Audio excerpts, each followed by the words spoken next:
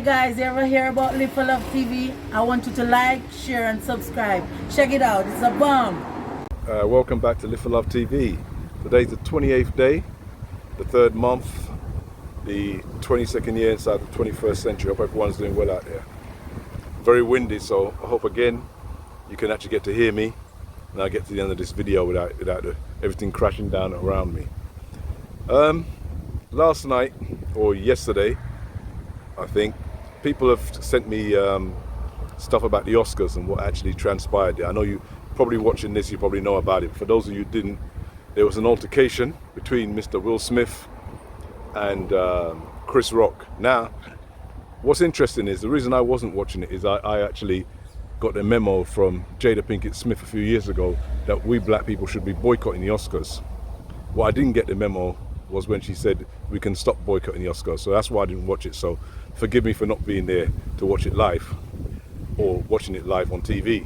But anyway, that said, what transpired, for those who haven't yet seen it, and I don't know where you are if you haven't seen that yet, is that Mr.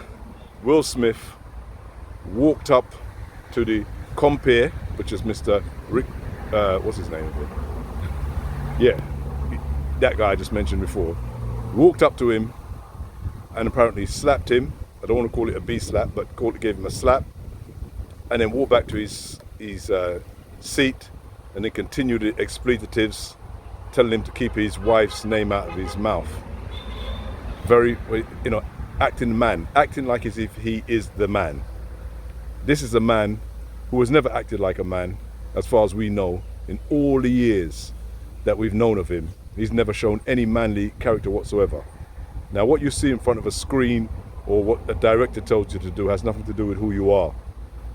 This man was brought on by his wife to her program. I think it was the Red Table.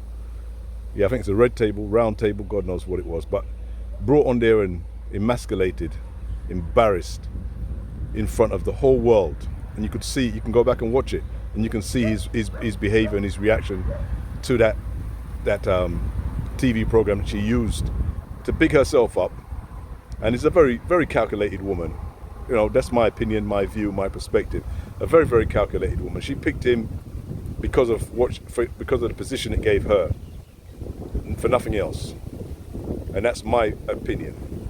And she's used him all the way down the line because he's a very, I don't know what to call him. I don't even know what they call him. They talk about alpha men and beta men. I don't know. If he's not an alpha, he's not a beta, he's more like a zeta. I don't know what the hell he is.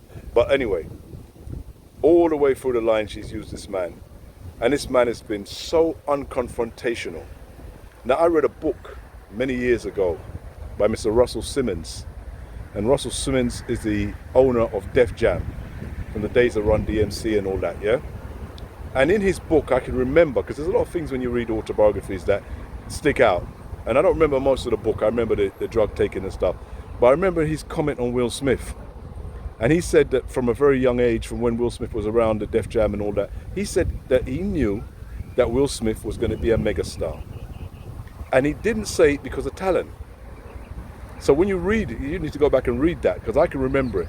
And what he was saying was, an incident happened outside a studio or outside on the road somewhere. Someone, hit Mr. Will Smith in his eye. He went into the studio. Everybody's asking him, what are you going to do? What are you going to do? How the streets were. He had a lot of backative people would have got the stuff and gone down and dealt with the person. And his response was, I'm going to hold my eye and cry. And right there, Mr. Russell Simmons said he knew he was going to be a big star, because he was like no other black young person at that time who would have taken some response or would have done something, or even gone back and had a fight or looked after himself. Completely unconfrontational. And ever since he's been on the screen, this is the real reason why he's been on the screen and got most of those roles. He gives, I have to say this, and whether people like it or not, he makes Europeans comfortable all day long. He's always made them comfortable. You don't get any sort of, what you call it, he's got a black attitude or a chip on his shoulder or whatever. Nothing like that. Just a complete joker. Nothing strength, no inner strength whatsoever. So for him to behave the way he behaved last night, didn't have any problem, didn't slap the man who was sleeping with his wife, basically under his roof, didn't get angry enough to slap him. Woe be unto him if he had dared to slap her, but God knows what she'd have done to him. But now he feels the need to slap a man for a joke on a stage. And that's because he wants you to keep, and as he said, keep my effing wife's name out of your mouth. Now any man in the world who's going to say he's going to be defending his wife over something, and you hear somebody say something like that, and you've got more cameras at this event than you probably have at the Grand Prix, would have waited until after the event and gone up to Chris Rock, and whatever happened. But this man walks up on stage, what a manly thing to do, and slaps a man, slaps him, then goes on a stage later on and is explaining himself and how he has to go through this and go through that. He has to defend his family. You don't defend your family with a slap, my friend. I don't understand. You defend your family with a slap, and then you turn your back and walk away. We have to give some respect to Chris Rock for holding it together, because if you slap anybody anywhere in the world like that and you turn your back, that's the last thing you're going to see. But he did that, and Chris Rock held it together and tried to go through. And I'm not really into the comedians that like to take the mickey out of the audience. I've never liked that kind of comedian. But my God, the joke he said was so weak and futile, and to come up with all these excuses about her condition. If you look carefully at that sketch and what happened with Chris Rock, he wasn't angry, she was furious. And he had to prove to his wife that he was a man. He ain't proved it in the God knows how many years they've been married. And she knows he hasn't proved it. And that's why he felt the need to prove it there, in front of all of these people. Now, when does an Oscar event turn out to one brother slapping another brother? How does that help the black? I mean, he's there talking on about as if he's looking after the black race, and he's had to. The man goes to the Oscar and does that. Now, there's so many white people that make jokes, that are on Oscars, that do comparing. What do you and I think would have happened if he had walked up to a white presenter and slapped him in the face like that in front of the Oscars? He wouldn't have gone back to his seat, I can tell you that right now. He would have been escorted out there immediately and on charges. And it wouldn't be left down to the person who he slapped to press the charges or not to press the charges, like Chris Rock said he's not going to press charges. It wouldn't have got to that. It wouldn't have happened. Would not have happened. But he can do that, and everybody kind of wants to turn the other cheek. But just imagine what this has done for the race. This is a man whose wife told us to boycott the Oscars, and because we're a people of dignity and we don't have to be treated like this, and we've got respect. And let's go back and watch what she was saying about the Oscars, and look at how her husband has behaved, and look at how she's sitting there right there, and instead of saying to him, "What the hell are you doing, you idiot? What the hell is wrong with you?" She's there clapping or laughing or happy to see that this is what he's done to another brother on the Oscars. Yeah, it's amazing. It's really amazing that what we're watching, what we see. And I've always said that these Hollywood stars, or these Hollywood people, or especially people from the African American black race, they've really got nowhere. They're as weak as the day they were born, just like a little baby. I don't care how much money they got. I don't care who wants to say I'm being jealous and I'm hating on him. You can say anything you want. Put it in the comments. Enjoy yourself. Knock yourself out. But you're not going to see a weaker behavior than that. If somebody's defending their family, or if they're defending their wife, you don't go around and slap a man. That's not how you defend your family, and that's not how you defend your wife. It's ridiculous. It was almost like he was trying to reenact the In the Heat of the Night with Sidney Poitier, where he slaps the white man after he's been attacked by the white man first. It's almost like it's like he's on screen. It's like he's playing a part, and then he's saying, "Keep that out of my mouth." I mean, it's unbelievable. This is a non-confrontational man. That's how he's got to where he is, and then he wants to show Hollywood, his wife, God knows who else he was trying to impress. Maybe his next movie role, that there's some man in him. Well, it didn't work with me, and I'm sure any real man, whether you want to call us alpha men, just men in general, will see that and know that don't work. That's ridiculous. That doesn't happen, shouldn't happen, and it's a disgrace. And if anything, a man who claims he's done all this for black people by getting to the top and winning the Oscars, has actually put black people back another 100 years as in our behavior. That's why I say Chris Rock did well. Kept himself together, acted professional, went on with his whatever, his part, and left.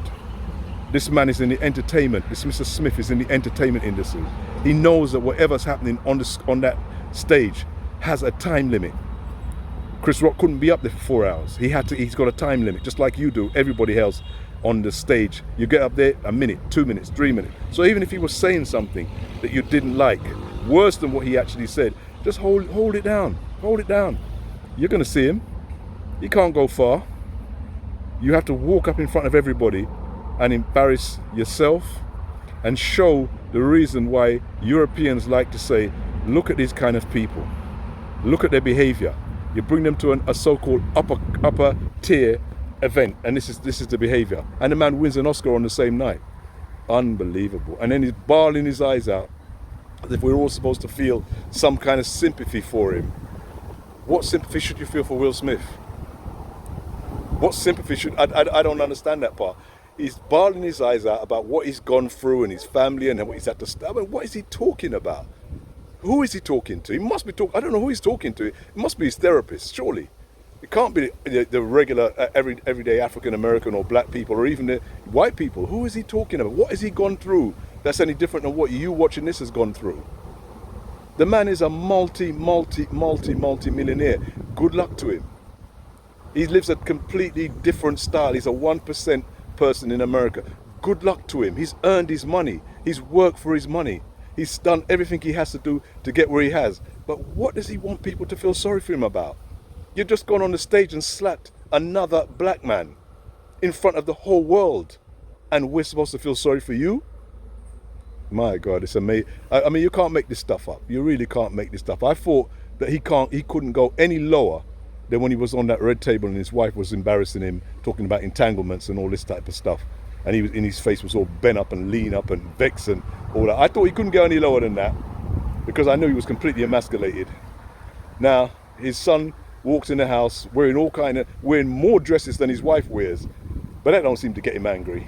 He's not angry about that, like I would be. And I'll tell you straight, if my son came into my house wearing more dresses than any woman I've ever seen, I'll be angry about that. And I think I'll be rightfully angry about that. But that didn't make him angry. But the fact that a man has made a silly little joke about G.I. Joe and the fact that your hair is shaven down, regardless of whether you have alopecia or whatever, you couldn't hold that down for a few minutes until you if you need to get to speak to him one-on-one or whatever you feel you had to do. You had to go in front of the whole world and do that at the Oscars. Well done, Mr. Smith. Well done, Miss Jada Pinkett Smith. Well done to all the people that support people like this man. This man is a real Oscar winner. And that was maybe the best Oscar performance of all time. Take care.